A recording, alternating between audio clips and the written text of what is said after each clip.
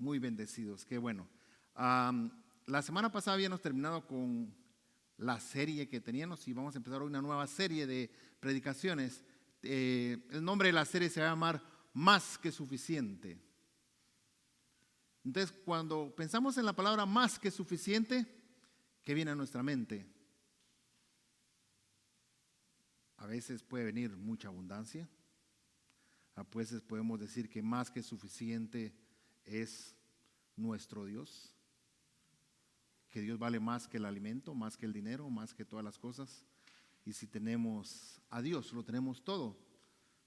Y entonces, cuando hablamos de la palabra más que suficiente, tenemos que pensar en todo eso, pero en primer lugar poner a Dios, que Dios es más que suficiente para cada uno de nosotros.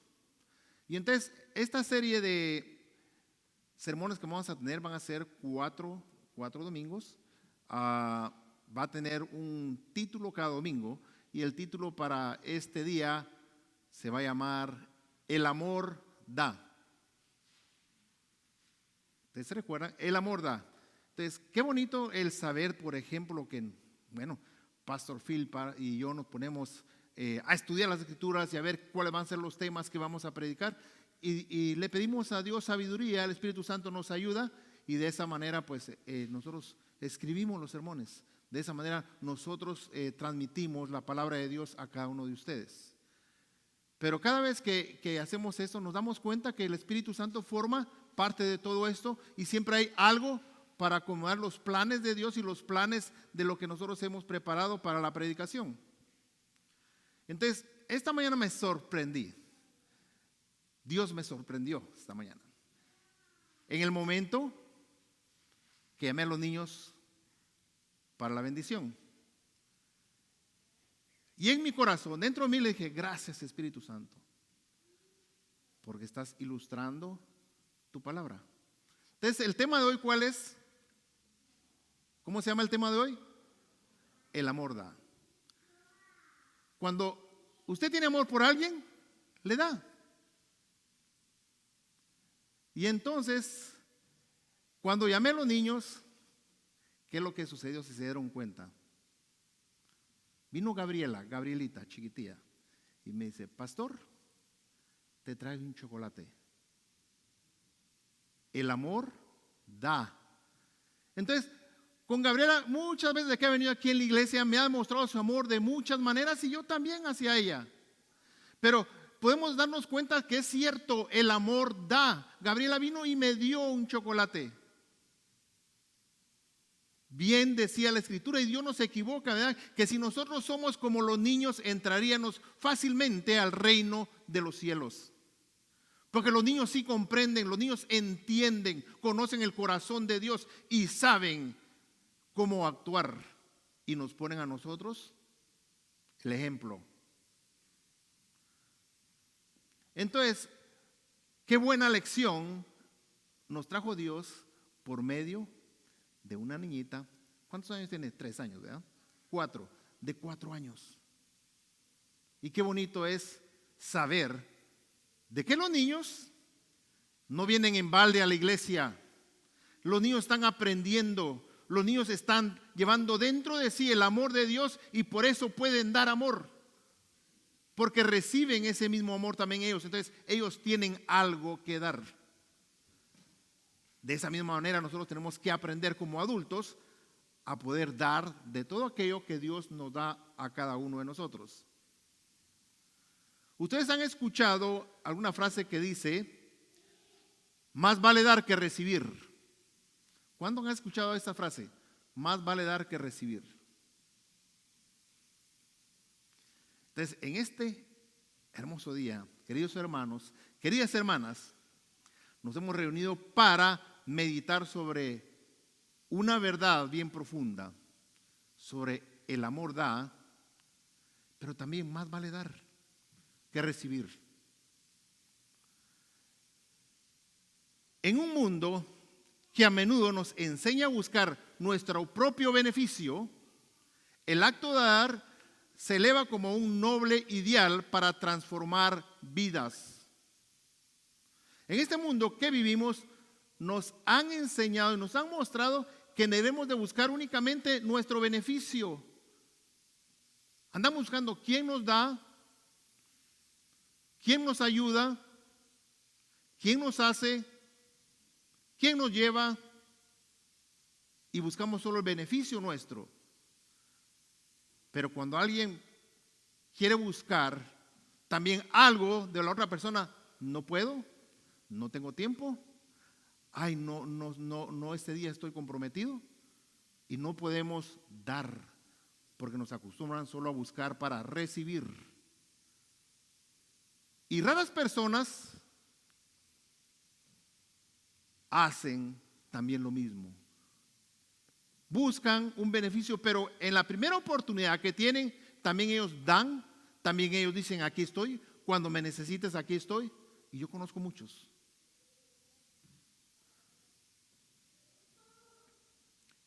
No podemos vivir ese tipo de vida donde busquemos únicamente nuestro propio beneficio, sino buscar el beneficio de todos, el beneficio de los demás.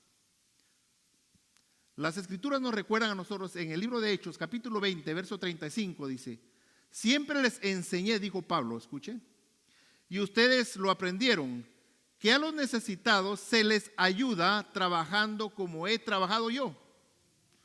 Y recordando las palabras del Señor Jesús que dijo: hay más beneficio en dar que en recibir.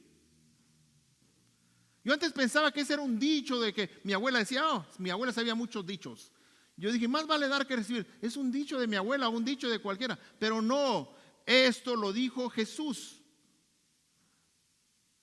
Lo leemos nuevamente. Siempre les enseñé y ustedes lo aprendieron, que a los necesitados se les ayuda trabajando como yo he trabajado.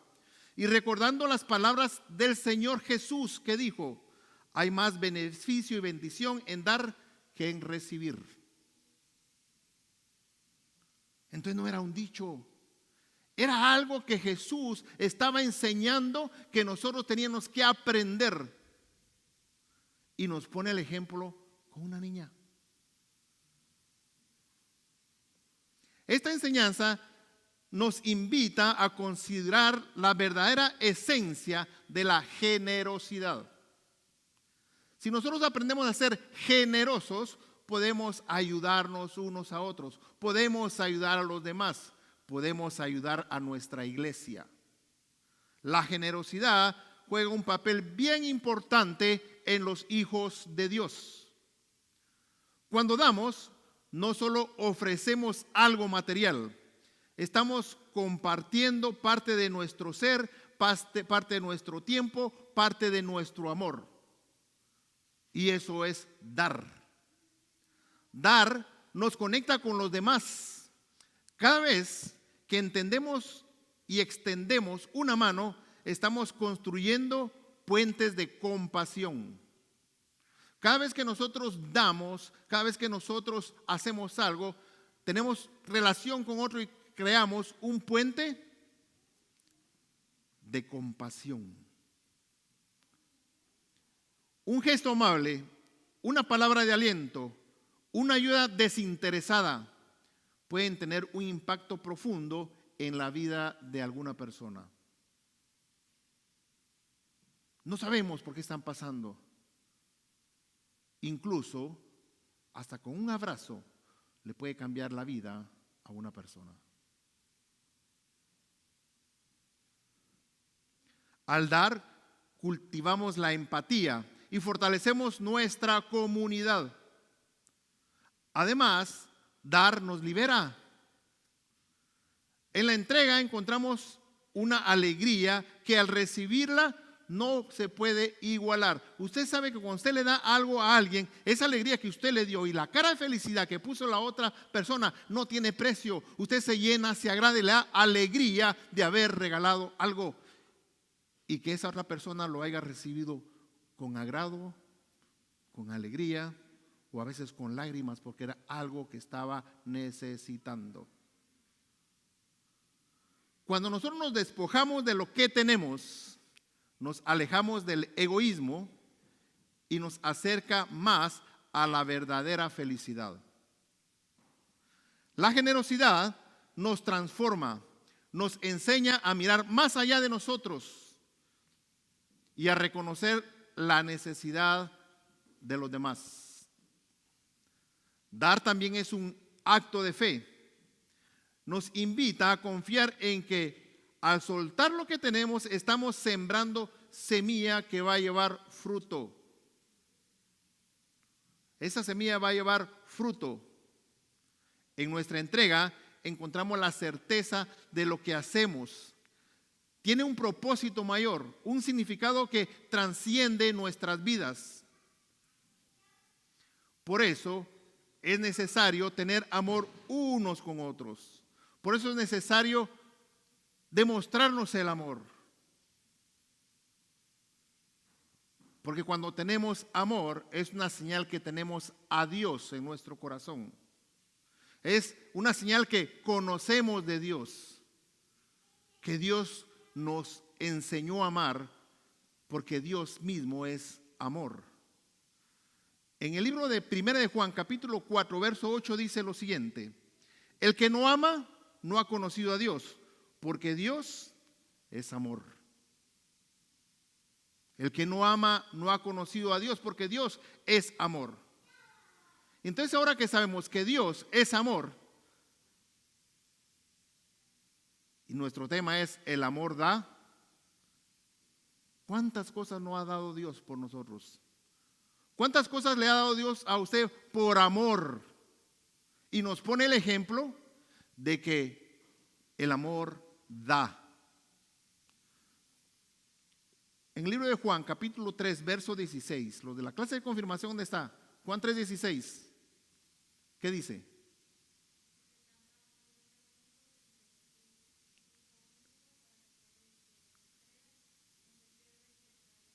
Amén. ¿Se dan cuenta que sí vale la pena estudiar la Biblia? ¿Se dan cuenta que sí vale la pena participar en los estudios bíblicos? Gracias, Daniela. Porque de tal manera amó Dios al mundo que dio, escuche, dio a su Hijo único para todo aquel que en Él crea no se pierda y que tenga una vida eterna. Entonces el amor da, Dios da, dio a su Hijo. ¿Para qué? Para que nosotros no tuviéramos que ir a pagar el precio de la culpa del pecado. Toda esa carga, toda esa culpa que nos merecíamos nosotros, Jesús la llevó a la cruz del Calvario y por sus llagas dice que nosotros fuimos sanados. Dios nos amó tanto que dio y nos sigue dando. Nos da talentos, nos da salud, nos da trabajo, nos da bienestar, nos da paz, nos da tranquilidad en medio de los problemas. No quiere decir que no vamos a pasar nosotros dificultades, no quiere decir que nunca vamos a pasar penas, no quiere decir que no vamos a tener aflicciones, porque Jesús mismo dijo: en el mundo tendrán aflicciones, pero no se preocupen porque yo he vencido al mundo. Entonces, en medio de la aflicción nos acercamos a Jesús, le pedimos y Él nos da paz en medio de la tribulación, nos da generosidad en medio de la necesidad, nos da provisión cuando necesitamos alimento y nos continúa dando una serie de cosas. El apóstol Pablo también sabía todo eso y él enseñaba también eso, lo que había aprendido también de parte de Jesús cuando fue confrontado con Jesús camino a Damasco y le reveló todo. Y él enseñó a la iglesia que era muy bueno el dar. Y hay una historia que quiero compartir, hay una escritura que quiero compartir que, por ejemplo, el apóstol Pablo viene y habla de una iglesia, de la iglesia de Macedonia, que era una iglesia que aprendió a dar. Aprendió a dar. Lo que pasó en esta iglesia, parte ya fue leída en la segunda lectura. Entonces, en el libro de 2 de Corintios, capítulo 8, verso 1 dice: hermanos, también queremos contarles acerca de la gracia que Dios ha derramado sobre las iglesias de Macedonia. 2. Cuya generosidad se desbordó de gozo y en ricas ofrendas a pesar de su profunda pobreza y de las grandes aflicciones por las que están ellos pasando. El pueblo de Macedonia, la iglesia de Macedonia, era una gente extremadamente pobre y que andaba en necesidad. Pero la gracia de Dios se derramó sobre la iglesia, porque dice que esta iglesia aprendió a dar aún en medio de su pobreza, aún en medio de su necesidad. La iglesia comenzó a dar a Dios lo que Él pedía. Y dice que cuya generosidad se desbordó en gozo. O sea que era tanta la generosidad de ellos y ellos estaban llenos de alegría, llenos de gozo por lo que hacían, aún en medio del sufrimiento y la necesidad.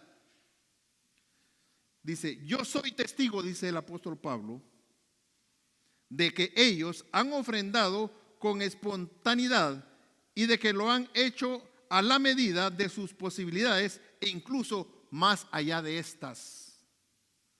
O sea que esta iglesia en su necesidad decía, voy a dar esto de ofrenda a la iglesia, y a veces decían, voy a dar más de esto, aún más de lo que ellos necesitaban.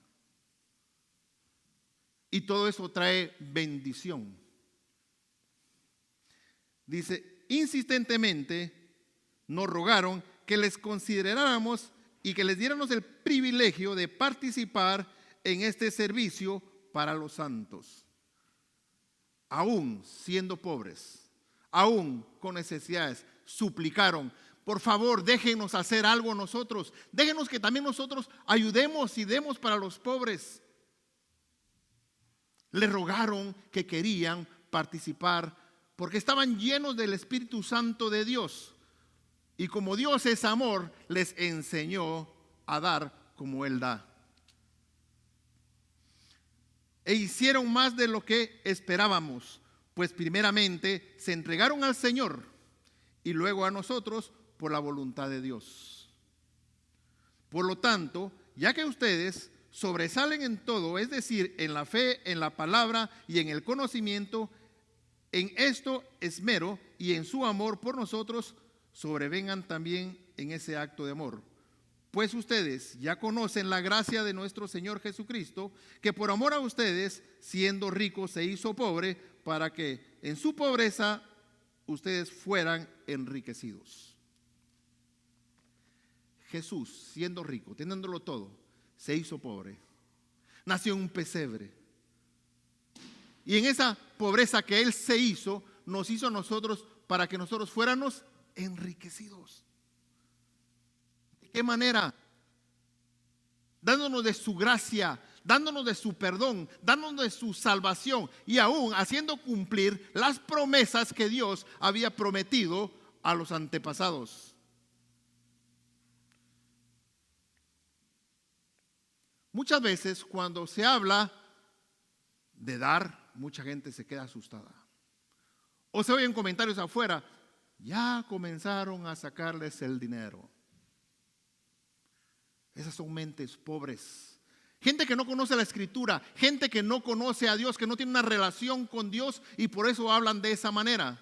O incluso hay personas dentro de la iglesia que dicen, no, ya comenzaron a hablar de dinero.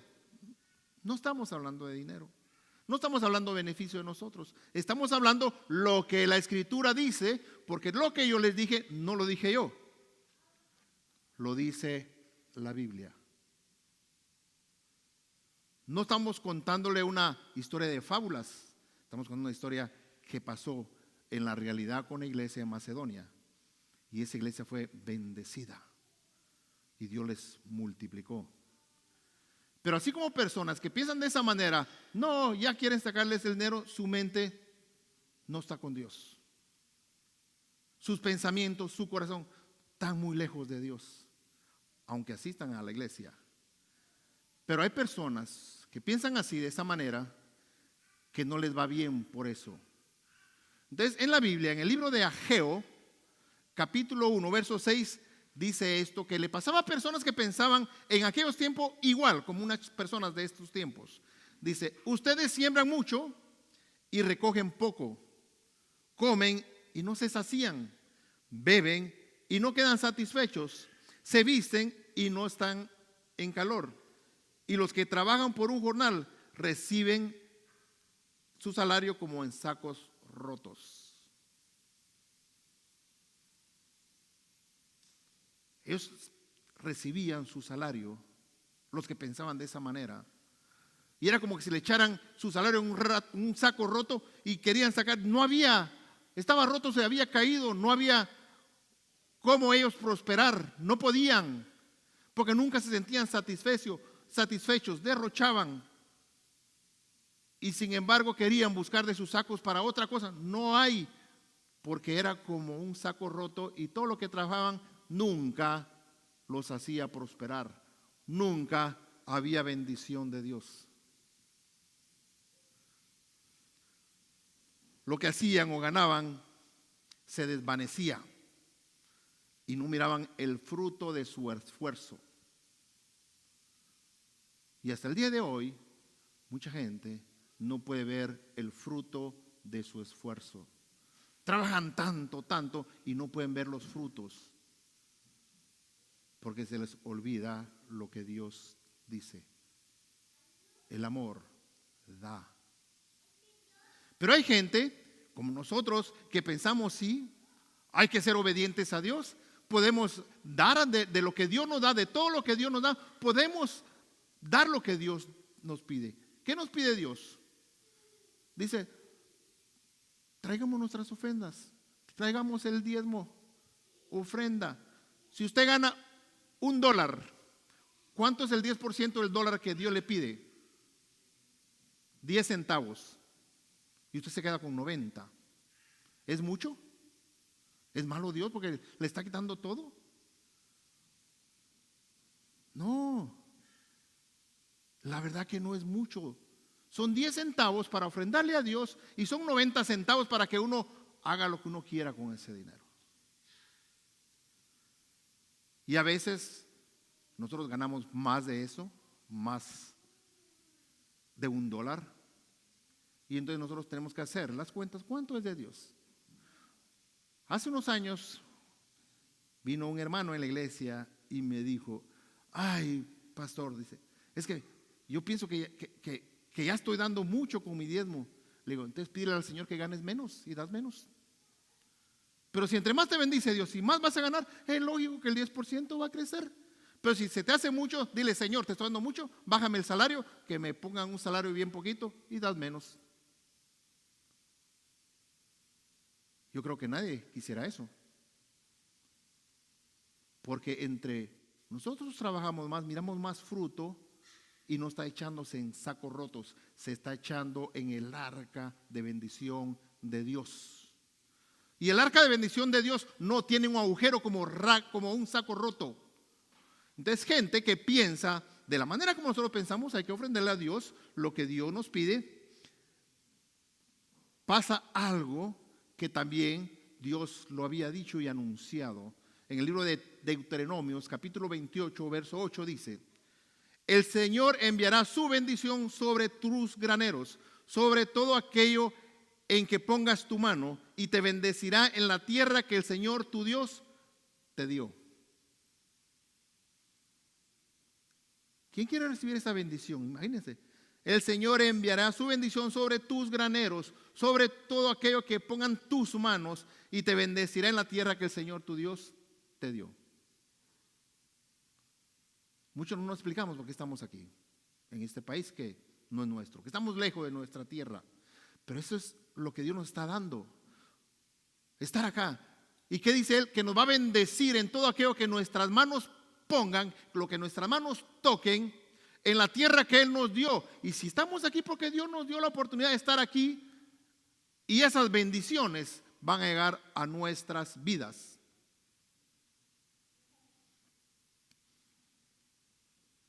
También dice en Proverbios capítulo 3 verso 10: tus graneros se saturarán de trigo y tus lagares rebosarán de vino. ¿Por qué pasaba eso? ¿Por qué hablaba de trigo? ¿Por qué hablaba de vino? Porque en los tiempos del Antiguo Testamento la gente eran agricultores y ellos daban su 10% en grano, de todo lo que cultivaban y tenían uvas y hacían su vino. Entonces el Señor prometía que sus graneros iban a ser saturados de trigo, súper llenos, y que también los lagares iban a rebosar de vino. Iba a haber suficiente. Y la gente dice, bueno, pues podemos traer ahora arroz, podemos traer frijol. Bueno, en esos tiempos que se daban en granos, el grano no se corta solo. Ellos tenían que trabajar 8 a 10 horas para sacar ese 10% de lo que iban a donar en grano. O sea que trabajaban 8 a 10 horas, que es lo mismo que ahora en estos tiempos. Trabajamos algo nosotros y Dios nos bendice para que nosotros demos una parte de lo mucho que Él nos da. En el libro de Malaquías, capítulo 3, verso 10 dice: entreguen completos los diezmos a mi tesorería y habrá alimento en mi templo. Con esto pueden ponerme a prueba. Verán si no les abro las ventanas de los cielos y derramo sobre ustedes abundantes bendiciones. Lo digo yo, el Señor de los ejércitos. Hace muchos años, cuando yo empezaba a ir a la iglesia, yo echaba en saco roto. Nunca miraba que prosperaba, nunca tenía, siempre andaba pidiendo prestado, siempre andaba viendo cómo hacía para completar. Y en la iglesia yo escuché esa escritura y decía, ¿cómo es posible que podamos probar a Dios? A Dios no se le prueba, decía yo. Pero si la Biblia dice, entreguen completo el diezmo a mi tesorería y habrá alimento en mi templo, con esto pueden ponerme a prueba, dice. Entonces Dios mismo está diciendo, pruébeme. A veces no les abro las ventanas de los cielos y voy a derramar bendiciones sobre ustedes hasta que sobreabunde. Y yo comencé a ver la mano de Dios. Y ver la mano de Dios. Y ya no estaba echando en saco roto. Estaba echando en la arca de la iglesia. En el templo de Dios. Lo que Dios decía. Lo que Dios pedía. Y mi vida fue cambiando de una manera que Dios no tiene límite. Dios cumple su promesa y su palabra, porque dice la Biblia que Dios no es hijo de hombre para que mienta ni para que engañe. Él siempre cumple su palabra. Y si Él dice, pruébame, y yo comencé a probar, yo te voy a probar. Yo me puse de rodillas, Señor, tú vas a probar. Si la Biblia dice que te probemos, yo te pruebo, quiero ver si es cierto. Total, tú me dijiste, pruébenme en esto. Apunte esa cita, Malaquías 3:10, y la lee en su casa. Y se pone a solas con Dios a hablar. Y se va a dar cuenta de la provisión divina. Y eso vienen bendiciones. En el libro de 2 Corintios capítulo 9, verso 8 dice: y Dios es poderoso como para que abunden ustedes toda gracia, para que siempre y en toda circunstancia tengan todo lo necesario y abunden ustedes toda buena obra. Dios es todopoderoso. ¿Se recuerda, Heidi? Todopoderoso, el estudio del viernes. Dios es todopoderoso para que hacer que abunde en todos nosotros su gracia, para que siempre y que en toda circunstancia, quiere decir en bien o malo como sea, tengamos todo lo necesario y abunde en nosotros toda buena obra. Dios nos da más que suficiente para que demos a los demás. Dios nos da más que suficiente para que ayudemos a su iglesia. Dios es más que suficiente para que nosotros salgamos adelante, guiados con su palabra y de su mano. Así que hoy te invito a reflexionar sobre cómo puedes dar en tu vida. Puede ser a través de tu tiempo, puede ser a través de tus habilidades, puede ser a través de tus dones y talentos, y puede ser también a través de tus recursos económicos. Pregúntate, ¿cómo puede ser una bendición para los demás y cómo puedo hacer una bendición para mi iglesia?